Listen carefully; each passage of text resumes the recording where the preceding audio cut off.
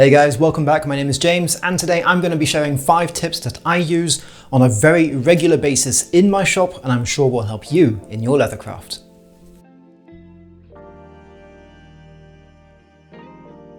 The first tip is actually 3 tips in one using clamps and a straight ruler or just a straight edge in general.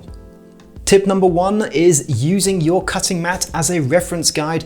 Place that ruler or straight edge along the line you want to cut, clamp it down and go ahead and cut. Maybe you don't have a strap cutter, maybe you're needing to cut a very long edge, maybe your leather is really thick and you want to take your time cutting it. This is a great way to ensure that you get a nice straight edge every time.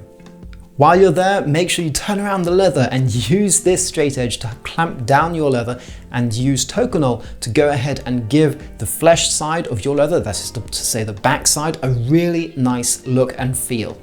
This comes in really handy, especially when trying to finish the edges on pockets, for example, inside card holders.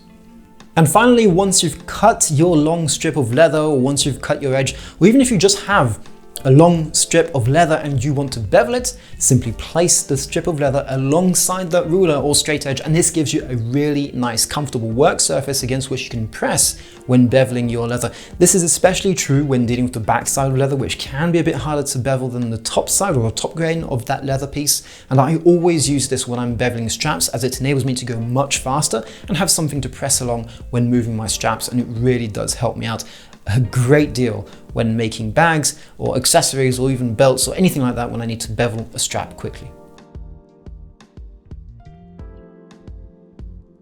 The second tip, still using clamps, and this one is a very simple, straightforward one, which actually took me a long time to find, but which I use on a very regular basis as well, and that is use your clamps to open up glue pots.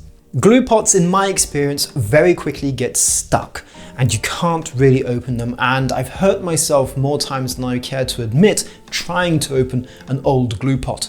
But by using 2 clamps, by placing one alongside the pot basically and the other one against the cap of that top, you can go ahead and get basically a much better lever to be able to open up that glue pot, and I have yet to find a glue pot that will not open using this method. Tip number 3 is a tip that if you've been watching my videos, you know already, but this was given to me by a guy called David, which again, thank you so much, David, it has changed my life, and that is to use pure 100% cotton gloves to burnish. Indeed, I used to use rags and old towels and things to burnish my leather and sometimes even old t-shirts, but now that I have these cotton gloves, I basically just use these. First of all, 100% pure cotton gives me the best burnish. It really does work perfectly for what I need. And secondly, the fact it's a glove gives me a huge amount of control, especially along those very fine edges.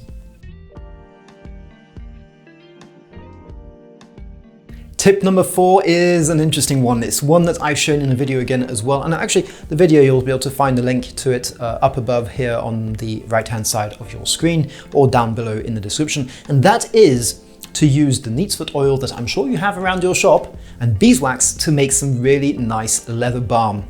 Leather balm or even leather waxes are very simple to make. It's a mixture of beeswax and neatsfoot oil, and that is it. Or at least that's the one I use in my shop. There are many different recipes for it, but mine is very simple. It's about 60% beeswax, 40% neatsfoot oil maybe.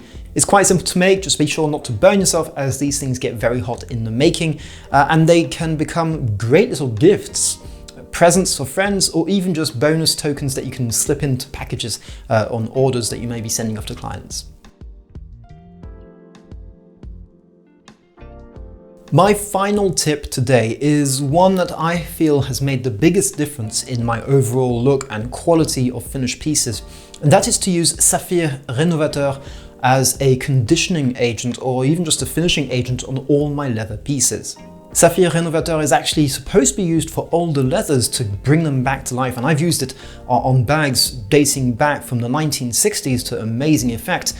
But because it has a mixture of mince oil and waxes and a bit of solvents to help bring those oils and waxes into the leather, it's actually a great finishing agent. It gives you an amazing shine. It gives that leather the suppleness and the waxes and oils it needs to stay nice and strong. And for me, it's become a product that I use absolutely every time I'm down in the shop because it helps me bring back some of those oils into the leathers, especially after I've just dyed them, because the dyeing process will tend to dry out the leather. So this is a great way of bringing back some oils, but also adding in a gorgeous sheen of wax, and it really does look incredible. I'm sure you've seen it in many of my videos, and I do recommend it once more as being an amazing product that has helped me change the look and feel of my finished products. So that being said, guys, thanks a ton for being here. Thanks a ton for watching. Hopefully you've learned something. Hopefully you've enjoyed, and hopefully I'll see you very soon for some more leathercraft.